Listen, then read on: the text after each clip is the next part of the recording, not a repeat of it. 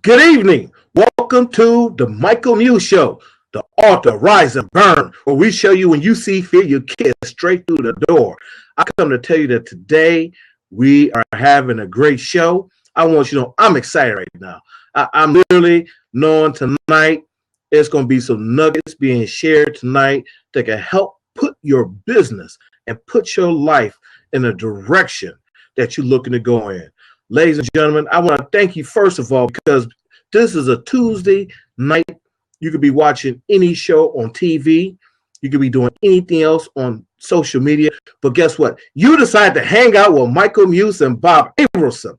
And believe me, we got some great things to share with you tonight. And we appreciate you because without you, there is no us. So, Bob, welcome to the show. Thanks for having me. Well, Bob, it is exciting, Bob. You are truly an accomplished gentleman. And when I look at you, Bob, and I look at your resume, you are truly, truly accomplished.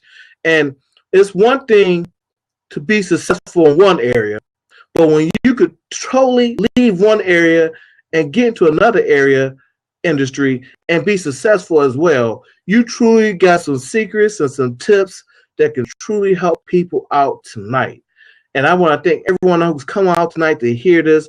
And so, Bob, how did your career start, first of all? Sure. I started out as a professional sports writer, and I got my big break as a junior in college. I was one of six people selected nationally to be an intern at USA Today's in their sports department. And on July 1st, 1994, I made page one, front page of USA Today sports section. This is before I was even a senior at the University of Michigan. I was Oh, man. 21 years old. And being on the front page, as you can imagine, just launched my career. And I came back my senior year at University of Michigan, and I didn't even work at the school newspaper. I was basically a professional journalist from that point on. And then I went on to become a professional journalist for 7 years. Oh, that is awesome, man. So, for 7 years, and you've won awards tell us what some of those awards you've won. Thank you. I worked in Ohio for 2 years after I graduated University of Michigan in 1995, and I was voted the top investigative reporter in the state of Ohio by the Associated Press for my newspaper division. And then I went on to land my dream job covering University of Michigan football. Oh, man. At the big house, huh? Yeah, so I did that for 5 years. Actually, the first year that I covered the team, they won the national championship. And because of that, I ended up co-authoring a book on their national championship run, which sold 15,000 copies. Oh, man. That is truly exciting right there, Bob. That is truly exciting. So, like I say, you started off being a journalist, and like you say, just the fact you got the opportunity to be on the front page with USA Today, and and I know for where you are right now, your career took a turn, right? And so, kind of share with us about that turn you took. Sure. So in early 2002, I sensed that newspapers were kind of dying out, and I didn't want to be a dinosaur. So I decided that I was going to go to graduate school for public relations. And one day I sat down for breakfast with my father and I told him my idea. And he said, "The hell you are?" He said, "You should go to law school because when you go to law school, you have the writing skills, you have the speaking skills. And if you get a law degree, you're going to be employed the rest of your life." And that turned out to be the best piece of advice my father ever gave me. Because literally the next day, I signed up for the Kaplan course to take the LSAT. And then Okay. in June 2002, I took the LSAT. July, I got married to my amazing wife, Allison. Okay. And then we come back from our honeymoon. I had an acceptance letter in the mail for law school. And then in August 2002, I completely quit being a professional sports writer and decided to go full time law school. So, what made you make this decision to change? Because I know, especially like you said, that was some years ago, and the climate that we're in now, people are really right now they're forced to work more than one job, and they're forced to pick up new skills and pick up more degrees and etc. So, what do you? So, what caused you to make that decision to decide to become a lawyer? And for you, what was the process? Because I know for some people, when they go from being accomplished in one field and then go back to school in another, for a lot of times there are challenges, there are bumps along the way, and of course, I know with you being a coach, of course, what type of mindset you have to have. So, what kind of course and process did you have to go through to get to that point?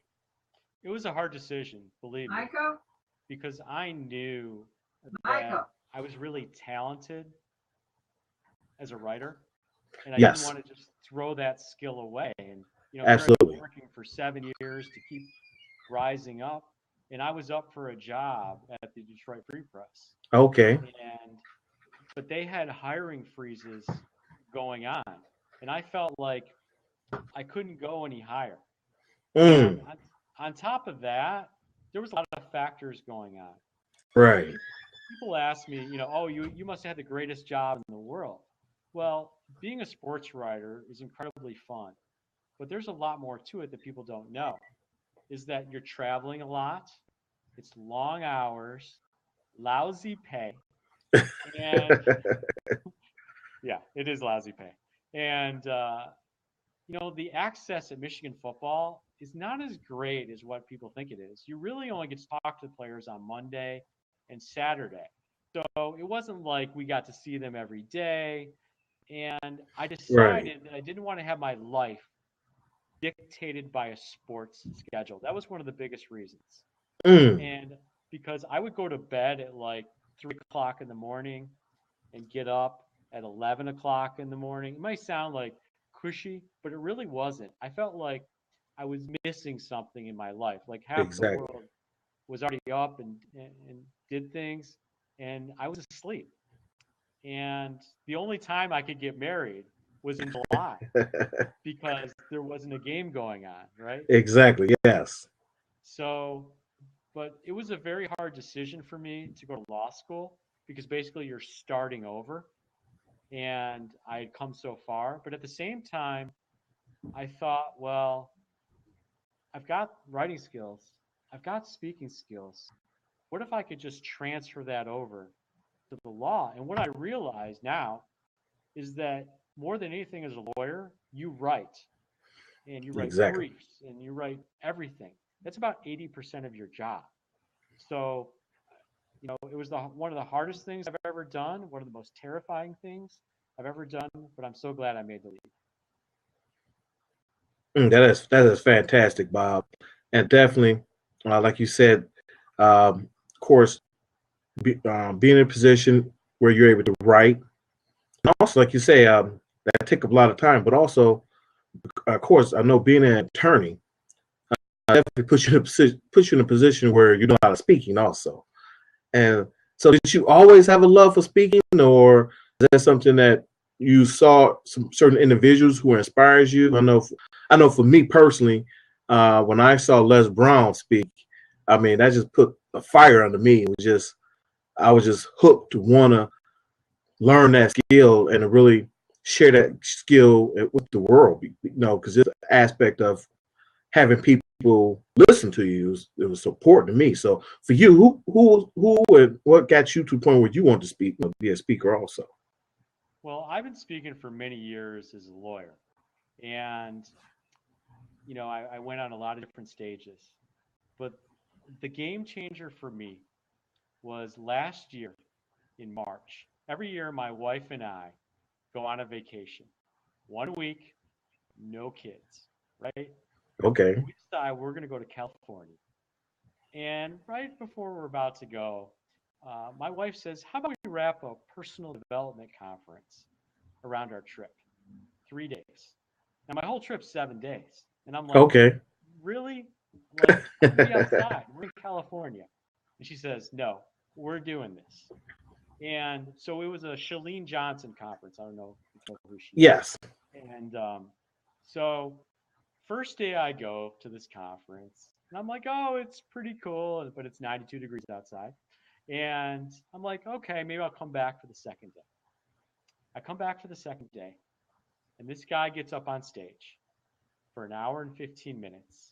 And literally, I can't take my eyes off him. He was hands down the best speaker I've ever seen. And it wasn't so much the story that he told. He was a good storyteller, but it was the way he moved his body on stage. I have never seen anybody do that. And literally, when he got done speaking, I walked right back to the back of the room and signed up for his 3-day seminar. And that was in La Jolla, California, that I signed up to come back a month later. Oh man, came back a month later. Yes. When I see someone who's got greatness, I just want to be around them. Exactly. And so what happened was I got done with those 3 days, and watching this guy in action for 3 days convinced me that I wanted to go work with him. And so I decided to go work with him for a year. And I've flown back and forth. I can't tell you how many different times over the past year. And it's the best thing that I've ever done. Oh man. It's like you're like a sponge, because you want to Yes. soak up when you see someone who's that good up on stage. And everything that he's taught me, it works. And today I can get an audience's attention from the first words out of my mouth.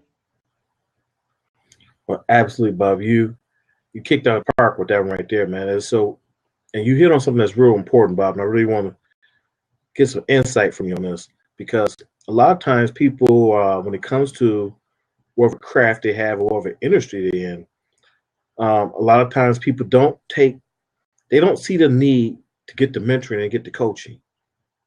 And many times people are looking, they want to do better, whether it be in a job or whatever profession they're in, but they don't take the necessary steps to go to someone who has already gone before them to get that extra help that they need. Because you know as well as I know, when we do things on our own, we can only go so far with what we know. But when we take the experience and that knowledge for someone else who has already achieved that greatness, who has already paved that road before us that we want to travel, that definitely takes away the learning curve. We can truly get to where we want to go a whole lot quicker because someone has taken us by the hand and they're guiding us. And I truly see that being what you've done there. And I constantly stress that to my clients and my friends and family, that wherever you do, get you a coach, get you a mentor, get someone who can help guide you to where you're trying to go. So when it comes to you, Bob, you're a coach also, right? That's correct. And by the way, I forgot to give his name. It's Bo Eason, the guy that trained me as a okay speaker. And just so you know, you talk about different people succeeding in different careers. Yes. Bo Eason, by the way, was a former NFL football player. Then he wrote a play, which was rave reviews by the New York Times. And now he teaches people to be great speakers across the country. So you talk about someone being in different facets. That's who that guy is. Thanks. And so I've taken all the things that I've learned as a journalist, as a lawyer, as a business producer, and now I give it back as a business coach today. Oh, that's great, Bob. But Bob, what I'd like you to do, I heard a birdie through the grapevine share with me that you have an event coming up, and if you could kind of share with us the event, and that'd be definitely great. Just give us some details on where and how. We'd really appreciate that. All right. Thank you very much. Yeah, it's actually right around the corner. It is this Thursday from 10 to 11 a.m. at the Southfield Marriott right off the lodge. And it's just going to be a 1 hour event. And it's called Light a Fire in Your Business. And so, what I'm going to do is tell a little bit more of my story, like I'm doing today. And I'm going to teach business professionals and entrepreneurs the inside secrets of how to find, land, and retain clients. Because what I've learned over time is that colleges and graduate schools, they teach you the basic skill set to do your job, right? Yes. But what they don't teach you is how to bring in business. And if you become a business producer, who's going to shoot up faster? The guy who's doing their job or the business producer? I think I answered my Oh own yeah, question. absolutely. The business producer all day. I mean, that definitely says a lot right there. So what you're saying, Bob? So for the person who is brand new in business, they just say they just starting their business and they are going through some issues of really learning how to land clients and being in a position where they can grow and just what steps they need to take. You're saying you're ready to ask some insight and tips to help them also, right? That's correct. I mean, for example, when I mentor my clients, the biggest thing I teach them is that you have to be an expert in your own field first before you can go out and crush it and get business, right? Yes. Because people have to develop trust with you. And that's why I tell people hone your craft. Get really good at what you do. Know it inside now. Once you do that, then you can go out and speak and write and get involved in organizations and meet people and start networking. Then everything flows from there.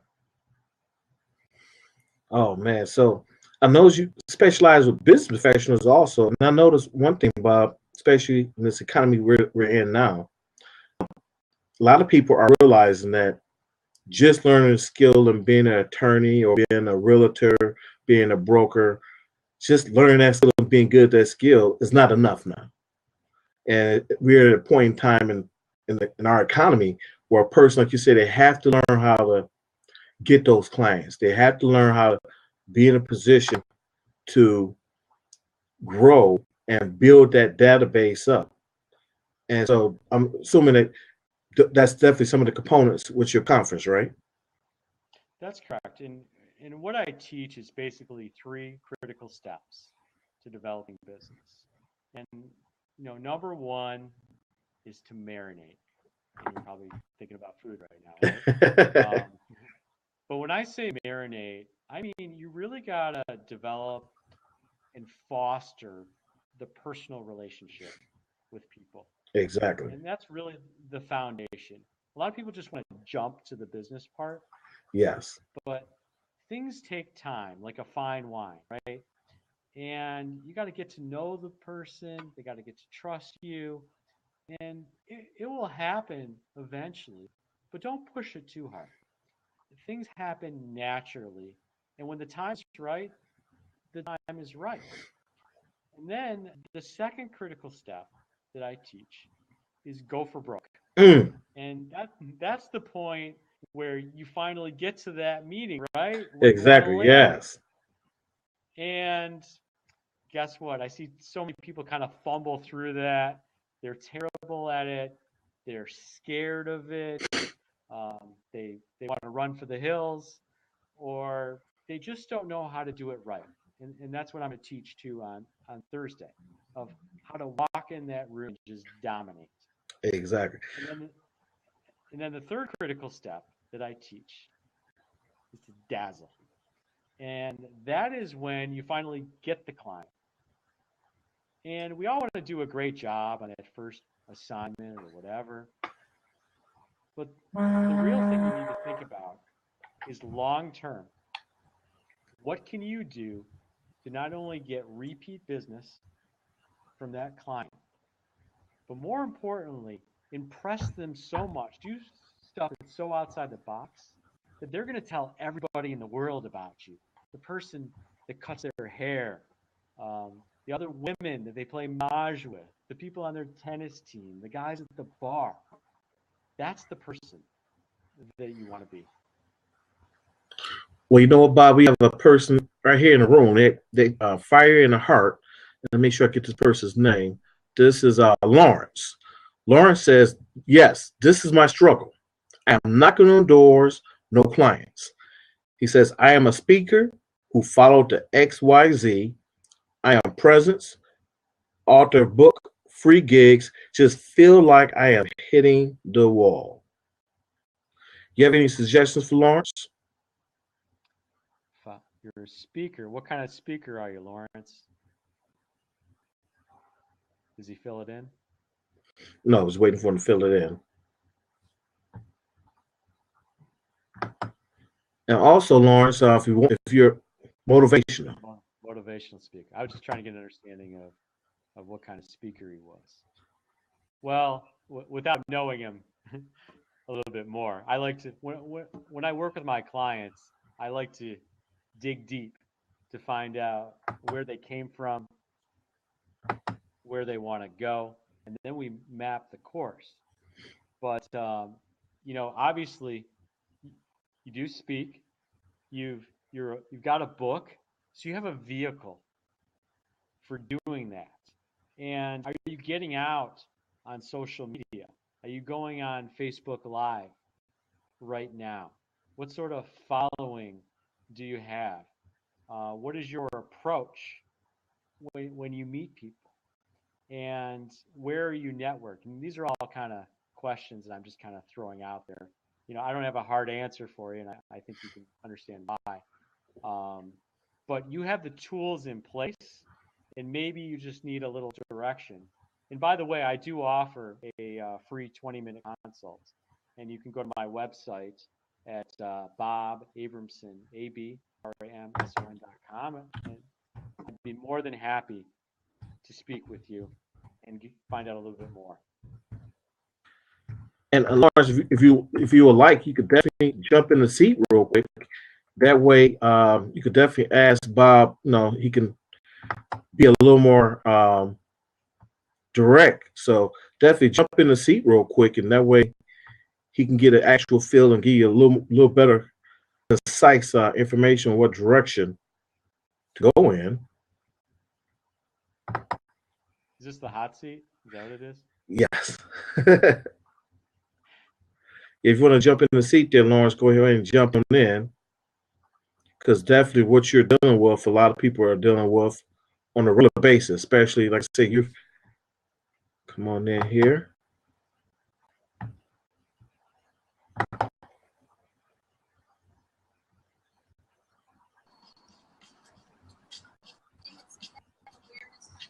I don't know. Can you hear me?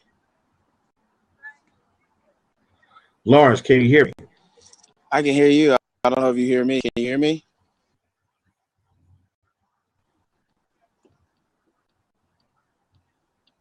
Okay, so like you might need to refresh your screen, Lawrence. Try to refresh your screen. Okay. Lawrence, can you hear us?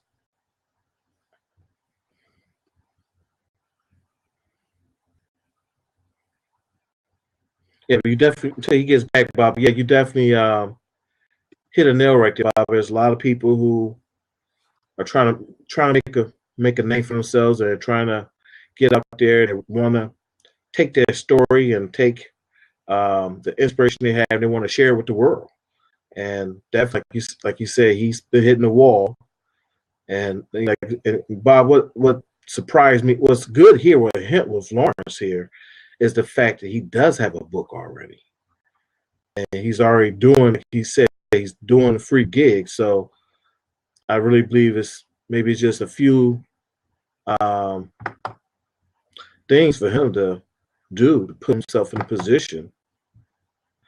And we need to find out once he comes back. We definitely need to find out where he's at, because if he's in the area, maybe he can make it out to your event, which is what's the date again? That's April. I'm sorry, that's May. It's this Thursday, May 12th. May 12th. And for your event, Bob, is it going to be recorded? Is it going to be live streamed? No, I have a videographer who's shooting it, and but it's basically just a live event for this time. I am going to be doing some webinars probably in the near future as well. Okay. And I'm going to have a book coming out later this year as well on business development. Okay, that's great. Look like Lawrence is back in the room. Yeah, try to jump in the seat, Lawrence, if you can. Here you go.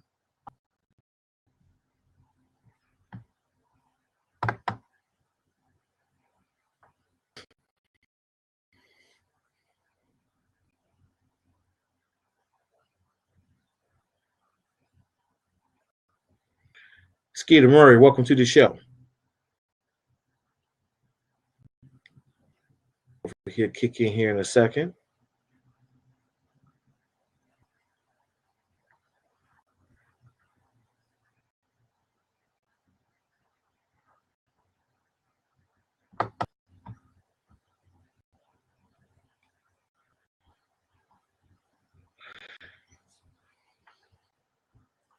Yeah, what's happening, Lawrence, is right now is trying to call in, actually get into the seat. Yes, you can use your iPhone.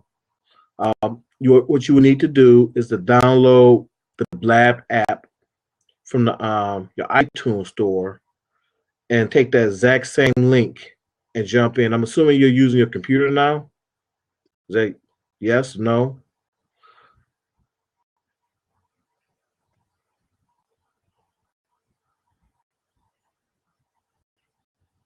Okay. Yeah, but definitely he get that together. But yeah, but definitely people coming in. So Bob, when it comes to lighting your business on fire, what are the three biggest mistakes you see people make with their business? They rush in too fast. They don't think about their vision before they get started, and they just dive in at first without mapping out kind of the plan, the course, and you got to have goals. And from day one, you can't just go in piecemeal. Yes. For example. And the second thing I see is that a lot of people get one or two clients, and then they get kind of content, and they don't keep trying to get more clients because they're giving you business, right? Exactly. And you think I'm okay. Well, what happens if one of those clients goes bye-bye? Then you're down to one. And you need major diversification of clients.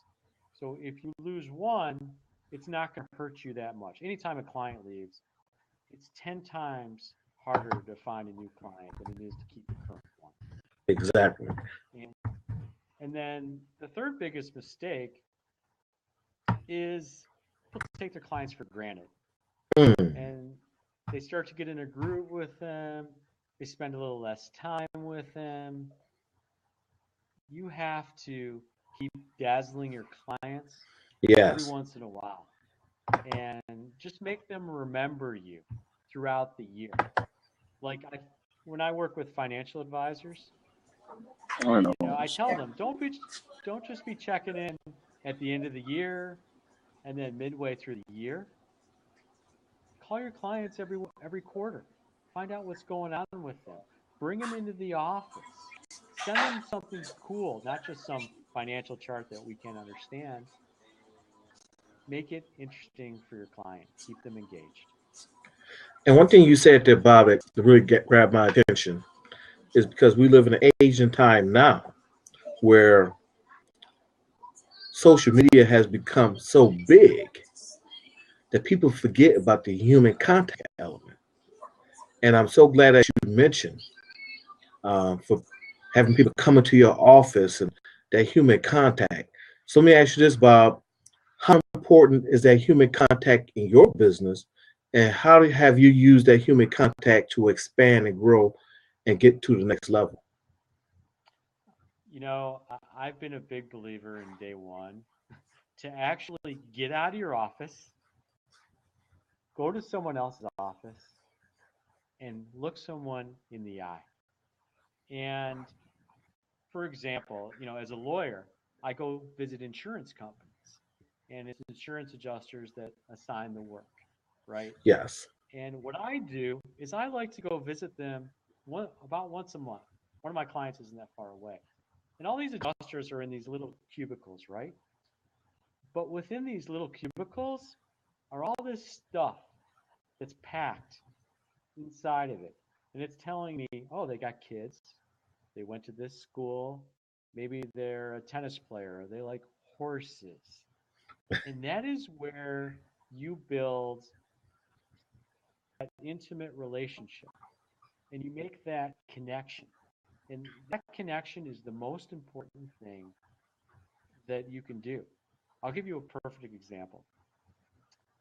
One of my clients was a huge Notre Dame fan.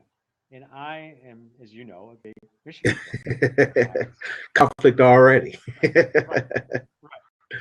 And so what I did is I called up my old publisher and I said, can you send me a copy of the Notre Dame football preview magazine?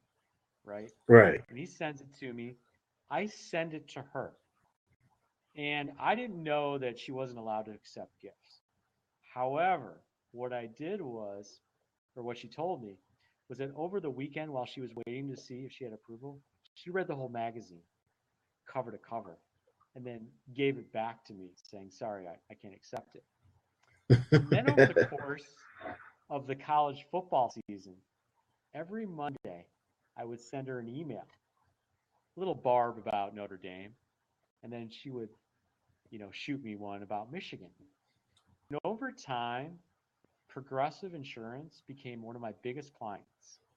So in 2 years, I took it from zero to $500,000. Wow. And I believe it's really because, you know, I built and fostered that personal relationship, not only with her, but with all the other people on her team.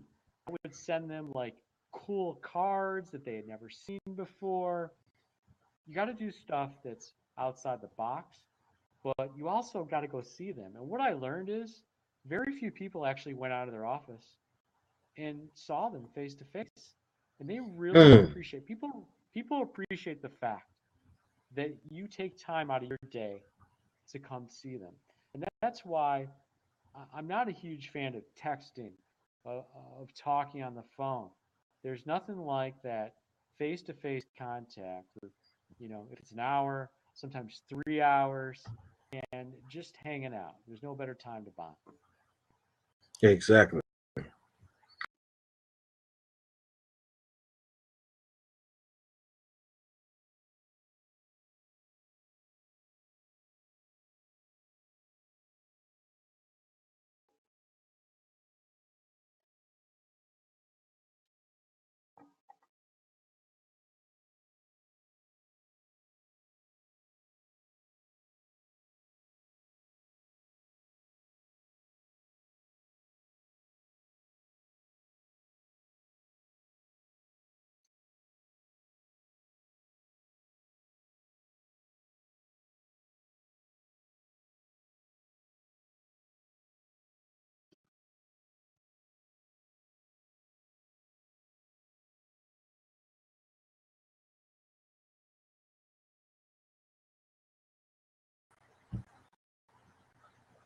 There he is.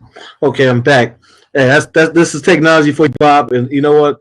This is the reason, like you say, we do business, as you say, face to face and belly to belly.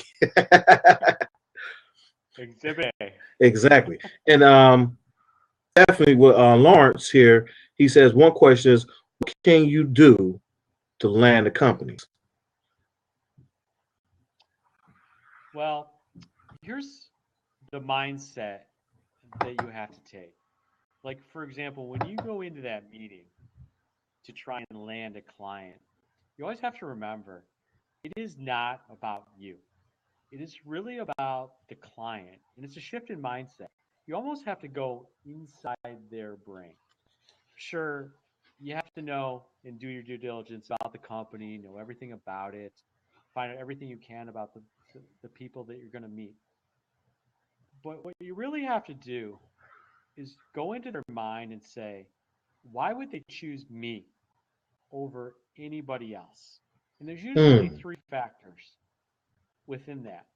Number one is, how can I make them look really good with my service or product? Number two, how am I going to help them save money? And number three is basically how I'm going to help you profit by my service or product. And when I come into these meetings, I come in with like guns blazing. I got charts, I got graphs, I got metrics. And by doing that, by knowing what they're looking for, we're speaking on the same level. I've got them Yes, in the palm of my hand.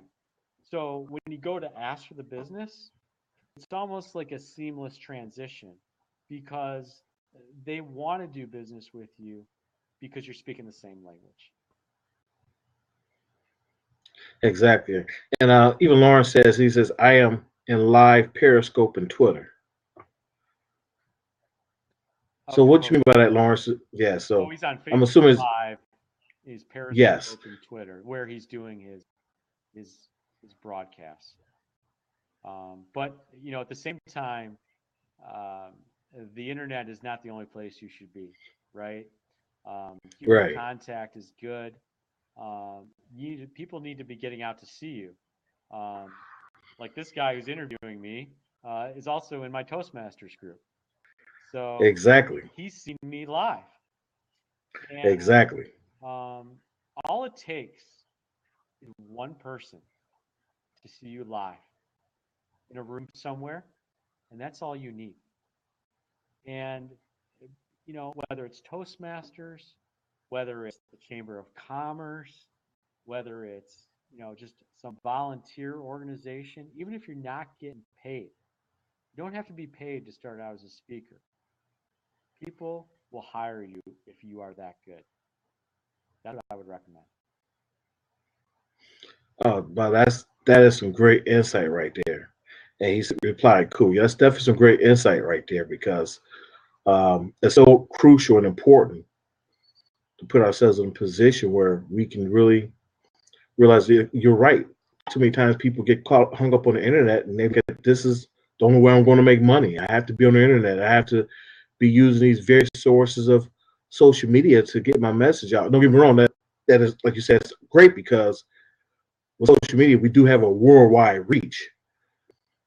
But when it comes to certain aspects of what we're doing, at the end of the day, it's going to be about relationships. So let me ask you this, Bob. When it comes to you building your business and lighting your business on fire, what are some of the things you do to build and foster those relationships that generate revenue on a continual basis? Um, you know, I, I'm just trying to give a good example here. There's a lot of different things that I do. One of my kind of tricks of the trade is I use a company called sendoutcards.com. I don't know if you ever heard of it. Yes. Um, it's a company based out of Utah, and it's an online card system. And every time I come home from a conference, I have like 50 business cards, and I just type in real quick, the nice to meet you business card, and I send it out, and it's a personal card, and actually a live card that comes in the mail. But what's really interesting in how you grab clients' attention is do something that nobody else is doing. Like for example, they sell these like 20 by 20 cards, I think. They're like massive. And then you can package like brownies with them. Oh man. If that arrived on your desk, Would that get your attention? Yes, it would. I think so. And then, I mean, business is about not just doing a great job for your client, but here's the big key: exceeding your client's expectations. Don't just do the minimum job, go above and beyond their expectations. Do off the clock work and don't even charge them. I'm not saying to do that all the time, but for example, when you do that off the clock, no charge, and then an emergency arises, don't you think that you're going to be the first person that they call? And, a lot of times I call clients and it has nothing to do with business. I just call them to say, hey, I remember you telling me your son was in a golf tournament over the weekend. I'm just wondering how he did. Mm. How many people do you think actually do that in their day? Have concern for another person outside of the business realm? And that's really about what relationships are about. And it's a long-term frame that you really want. You want to keep your clients long-term because it's so hard to get a new client. And I'm sure you know that. Yes. I know that. And focus on the clients you have, know what their interests are, and keep them at heart. And ask them every once in a while, hey, I just want to know, how are we doing? Is there anything that we can do better? And you want to be candid. And it's okay sometimes if they tell you, well, I would have liked this better. Well, that's good to know. Because guess what? We're not perfect. We're going to screw up. And even if you screw up, your clients aren't going to fire you unless it's a total colossal failure.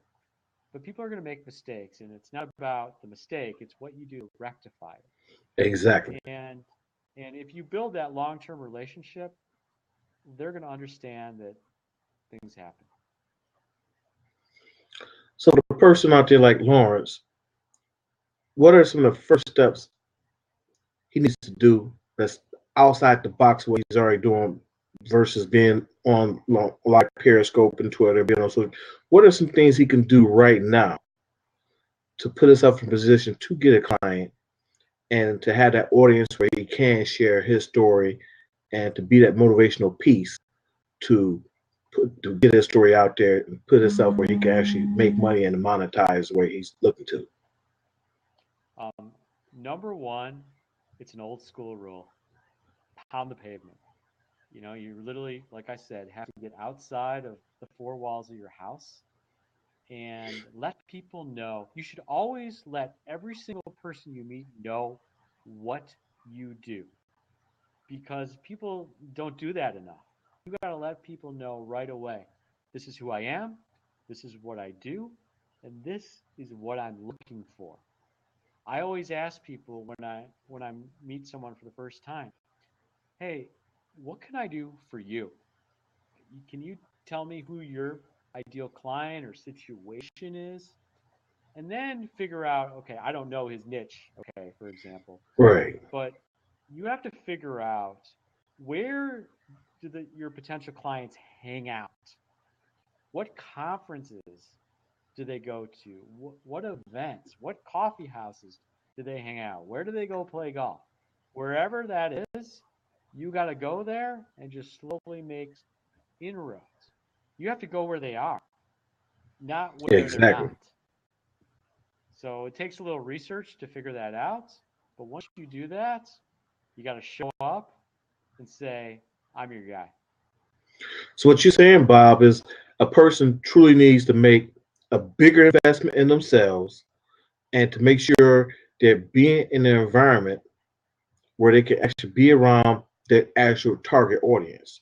And so my question for you is this, Bob. I know you mentioned a little bit about this earlier. We talk about person going broke, going for broke, and going all out.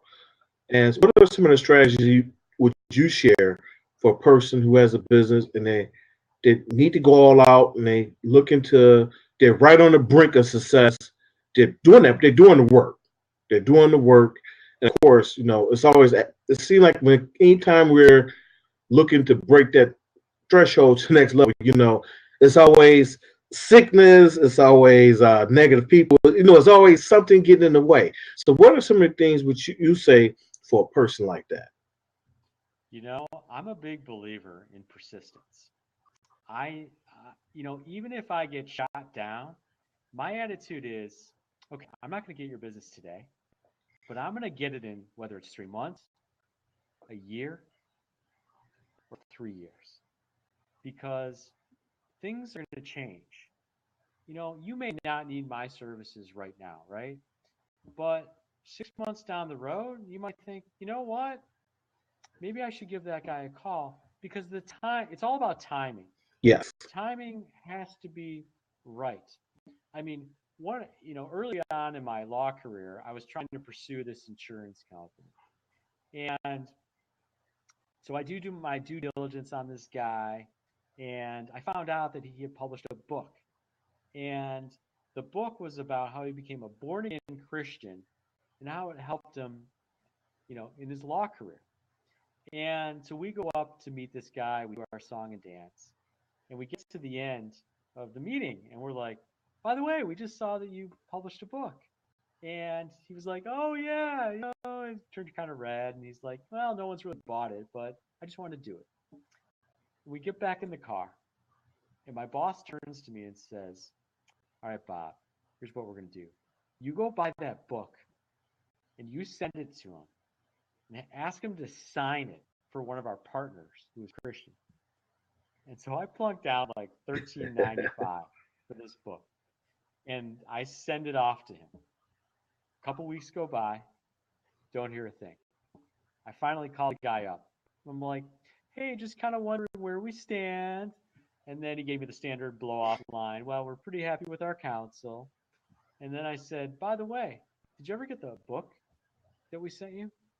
And he goes, what book? And he says, oh, wait, hold on one second. So he puts the phone down. And all of a sudden I hear this ruffling of paper going on. And he comes back on and he goes, oh, you mean this package? And I'm like, maybe. And he goes, oh, I just thought it was more materials from your law firm. And so I don't know why I did this, but I just started laughing hysterically, right? Right. Because I knew we weren't getting the business. And I think the big reason is that we didn't connect. Right. We didn't make that personal relationship. But when you talk about persistence, is that a year later, I'm at a conference in northern Michigan, and I'm playing golf, and you're randomly paired with a person, and who walks in but the vice president of the same company, okay? He's just, a little below the president. And so I got 5.5 hours in the cart with this guy. We totally hit it off. 6 months later, that guy that we went to go see decides he's going to retire. And, yes. and so they hire a new guy, and this vice president puts in a good word for us. It took me 3 years to get that client, and now it's a big client for us. I'm a big believer in persistence.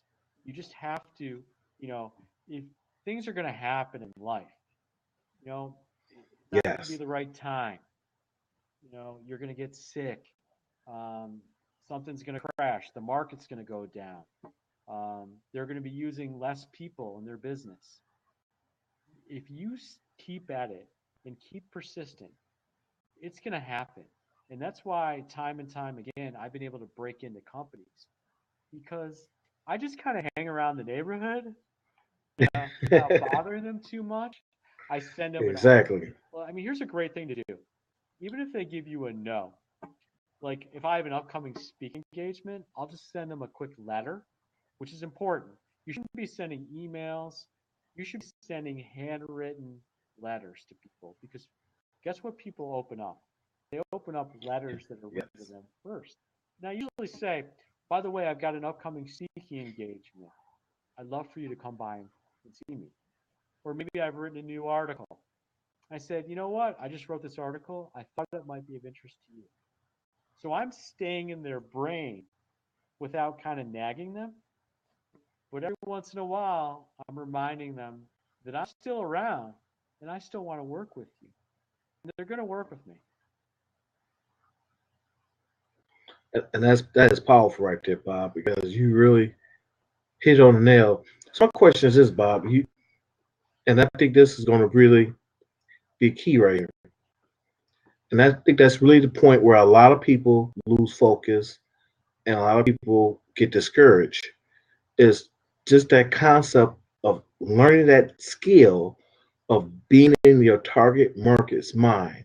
And I love what you said about persistence because even though you and the first gentleman didn't kick it off and he totally blew you off, the fact you were persistent opened up another avenue for you and you were still able to get that business. And so definitely that's powerful right there. And so what are some of the things you do to stay on their mind? What are some more tactics that you do to stay on their mind? So when you, like you say, you're not, and I think the part that gets a lot of people in the jam because they come across kind of salesy. Hey, look what I have. Hey, what I have is better than yours and better than my competition. And I could do this and nobody else could do that. And, and like you said, you kind of, to take that skill set to kind of be engaged, but not being salesy. That is true. That's an art form right there. So if you can kind of share the art form or how you do that right there. I mean, really, it comes down to being genuine and just authentic, of being the real you. And I mean, for example, you got to figure out what drives that person that you're trying to get the business from outside of just what they do. And like one of my clients had a big charity event every year, and I bought a ticket because I knew that it's a, number one, a good cause, and that it's important to them. And you got to go to what they like.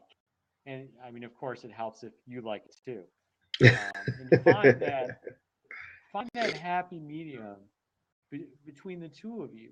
But it really comes back to, it's not about you.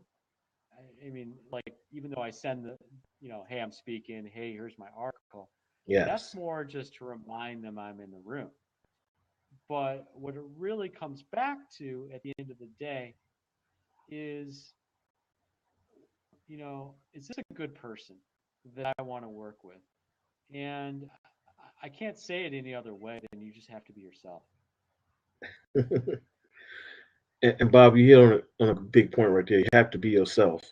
And I know for a lot of people in business, some people don't have a personality where they truly are a person who's really want to engage. Sometimes so they're so focused on their skill set and they're so good at their skill set that the people element is missing. And so what can a person do where the people element is missing, but they're excellent at their skill and craft? You hit it right on the head. Believe it or not, I used to be a really shy kid. You probably don't believe that, considering who I am today. But if that is you, like there are a lot of lawyers who I know, for example, who are kind of hermits, right? They can sit at a desk and they have a brilliant legal mind. But if you Yes. put them out into the public, they can't really put two sentences together and they fumble through it. And the biggest way to get over that is to put yourself out there and continually just go to a networking event. And here's what you do: you go up to every single person and you just try and start conversation.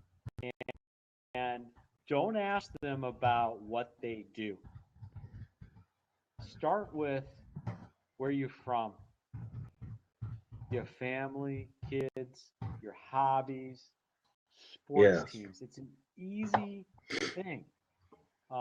Like a lot of times, you got to I keep going back to the personal connection. Like if someone tells me they're from Atlanta, the first words out of my mouth is, "Oh, I have cousins who live in Cummings," and boom, we have a connection because they Yes. know where Cummings is. I know where they are. And so you always read the newspaper. So you know what current events are going on in maybe other people's states. It's just getting that little connection to start to kick things off. And then you got to keep just putting yourself out there. I'm a big fan of trying something every day that scares the hell out of me. And like Toastmasters, for example, we get people up there all the time. For 2 minutes, they got to talk, and you don't know the topic until you step up to the podium. And it Exactly. could be anything. And I've seen people just sit there for a minute and not say a word because they are clueless as to what to do. But that's what I would recommend. Step out of your shell and just dive in, and you're going to get better at it, just like anything else. The more you do it, the better you're going to get at it. And then eventually, you're going to be a natural.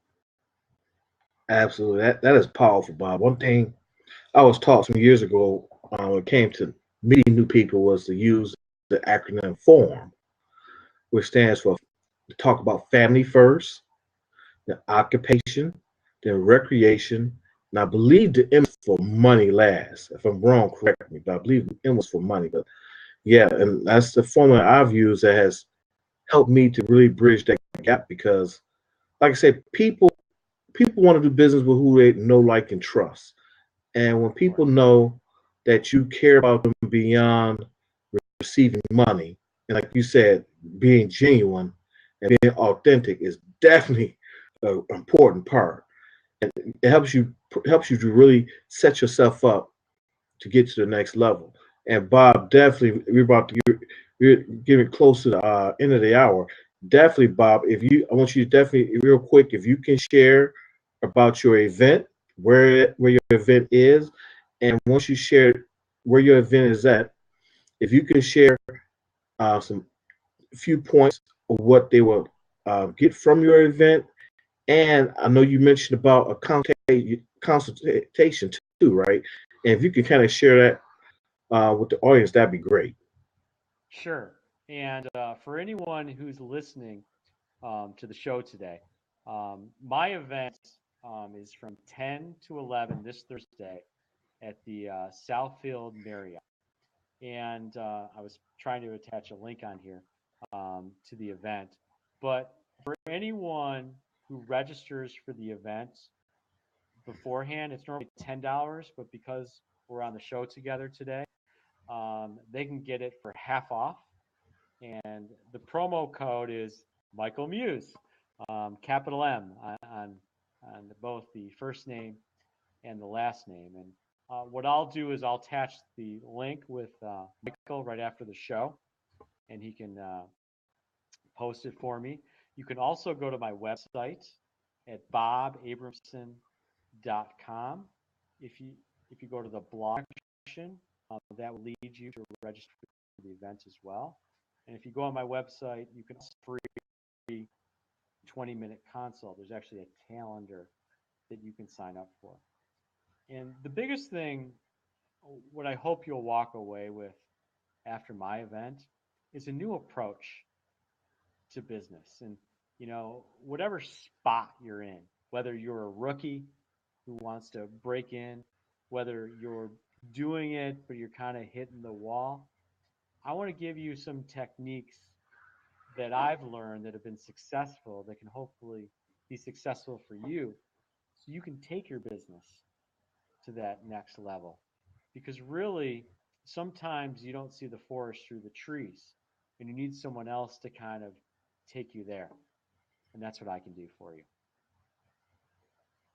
Absolutely. And you're still offering the free consultations too, right? Yep. Yep. Free 20-minute consultation. Now is that now how is that set up? Is that through phone or person? And That is by phone. Um, okay, and then we can go deeper if need be. okay. Well, Bob, that is Or great. Skype. Or Skype. Okay, it's definitely. You're right, especially with, like I said, at least with Skype, a person can still get in and they can see you face to face. But like you say, if you can't see a person from person, at least with Skype, you can at least see eyeball to eyeball. So that's a good Oh thing. yeah. Well, Bob, you are definitely, man, you are truly a giant in the field.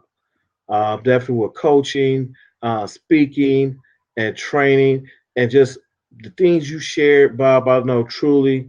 Our guest here already said thanks. I enjoyed this. Definitely says great show. Well, this is definitely a great show. Anytime you can walk away, Bob, I appreciate you, Bob, because you truly have shared some nuggets, some things that people can take, put it into action, apply it to their business, apply it to their approach. And because you are hitting it on a nail, we have to change our approach to how we're doing things with our business. And the fact that you are a coach, and everyone, I'm telling you, if you need to check out Bob, go to his website, bobabramson.com. You need to do it for yourself. Get your 20-minute consultation. That's complimentary, right? Yeah, that's complimentary. Correct. Complimentary 20-minute consultation.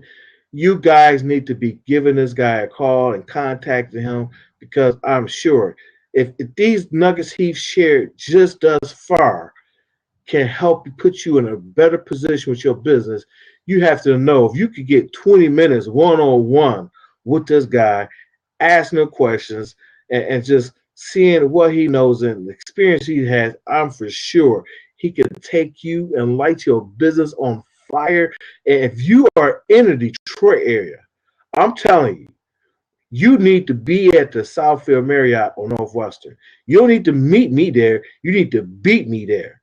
But I'm telling you, you need to beat me there, because he's this is a conference that he's doing for 1 hour. So that tells me one thing, that he has so many clients, he has so many people who's beating his door down, that he doesn't have 2-3 hours to put on a conference. He only has an hour. That means he has pertinent information. He has great content. And I'm urging every one of you out there tonight, if you're not, if you're in the city, get there. And if you're not in the area, you need to reach out to him for your consultation, because I guarantee you, I've seen this guy up close, live and personal, and he is a dynamic speaker, a dynamic teacher, and a person who can help put you in a position to light your business on fire, whether you're just starting out or you're a veteran or looking to get to the next level. And Bob has just dropped a link in there, so you could put it in there. And the promo code is Michael Muse. I'm telling you, everyone, I want to thank each and every one of you for coming out tonight, because without you, there is no me. And Bob, we appreciate you for coming on and just sharing all those great nuggets, because you had great nuggets from the initial interaction all the way to keeping the business up and going and getting that repeat business and adding to your clientele base. Bob, we appreciate you. And everyone want to appreciate you. And you could contact me at michaelmusenow@gmail.com. And you can reach out to me on my website, michaelmusenow.com. And definitely, you are talking to the Fear Coach. And you can definitely reach out to me at my book. I am the author of Rise and Burn. And you know what? When it comes to fear, we kick it in the door around here, because we don't let anything stop us. We're going to persist. We're going to fight through. And I appreciate each and every one of you for watching. And for those who are watching the replay, thank you very much also. You have a great night.